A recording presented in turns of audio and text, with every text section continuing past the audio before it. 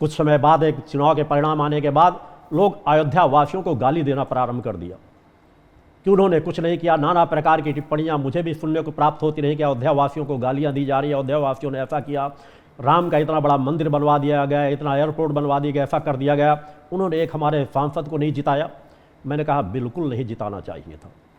वहीं से तो एक सबक मिलना चाहिए, वहीं से तो एक सबक मिला है कि अगर हमारे देश के प्रधानमंत्री अब भी सचेत हो जाएं, हमारे प्रदेश के उत्तर प्रदेश के मुख्यमंत्री अब भी सचेत हो जाएं, या अन्य प्रदेशों के मुख्यमंत्री थोड़ा सचेत हो जाएं, तो उस दिशा में कार्य करना चाहिए जहां पे कार्य करने की आवश्यकता है। देशवासियों से इससे शांति नहीं मिलेगी। कितने एयरपोर्ट बन गए, कितने बड़े बड़े मंदिर बन गए, मंदिर बनने चाहिए, एयरपोर्ट बनने चाहिए, बड़ी बड़ी आप चीज़ें जो भी अस्पताल बनाए सब कुछ बनवाएं, मगर याद रखें आप ये किसके लिए बनवा रहे हैं? जिसके लिए बनवा रहे हैं उनका यह एक पक्ष है, वह 8 घंटे घर से बाहर रहते हैं, 10 घंटे बाहर रहते हैं, उन्हें अधिकांश समय अपने घर में गुजारना पड़ता है, अपने पत्नी बीवी बच्चों बहन बेटियों के साथ गुजारना पड़ता है। वो किस दयनीय स्थिति में जीवन जी रहे हैं, किस तरह का जीवन जी रहे हैं, किस तरह का संघर्षपूर्ण जीवन जी रहे हैं। क्या उनके घर का विकास हुआ?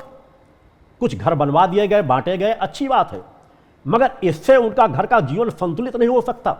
जब वह गरीबी का जीवन जीते हैं, भुखमरी का जीवन जीते हैं, उनके पास बच्चों की फीस जमा करने के पैसे नहीं रहते, कपड़े बनवाने के पैसे नहीं रहते, उनके दवा इलाज कराने के पैसे नहीं रहते। 5 लाख का बीमा करा दे, 5 लाख निःशुल्क इलाज कराया जाता, मगर अस्पतालों में जाते हैं तो पहले उनसे 25-50 हजार रुपए जमा कराया जाता है। देश के प्रधानमंत्री को यह बात ज्ञात होनी चाहिए कि गरीब टहलते रहते हैं, वो केवल कार्ड लिए बैठे रहते हैं कि हाँ हमारे पास आयुष्मान योजना का कार्ड है, हमारा इलाज हो जाएगा, मगर इलाज कहीं पर भी 90% नहीं मिलता, दर दर की ठोकरें खाते रहते हैं। उनकी गरीबी का क्या एक बार विचार नहीं करना चाहिए? अयोध्या से शुरुआत कर देनी चाहिए थी।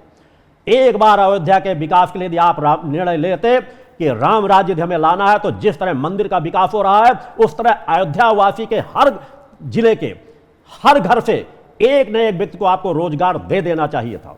शुरुआत वहां से करनी चाहिए।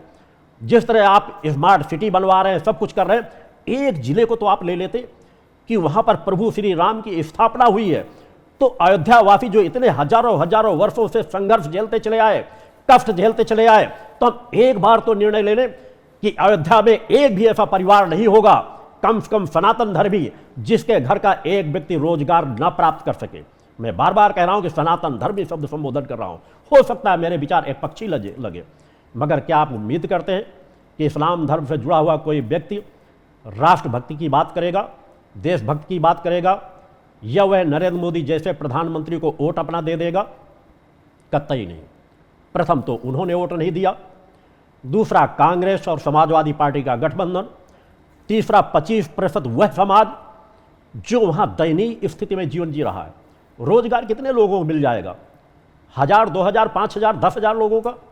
बाकी अधिकांश है दूसरे प्रदेशों से अगर कोई होटल भी खोल रहा है तो अंग्रेजी बोलने वाले दूसरे प्रदेशों के कार्यकर्ताओं को ला करके, नौकरों को ला करके वहां नौकरियां दे रहा है।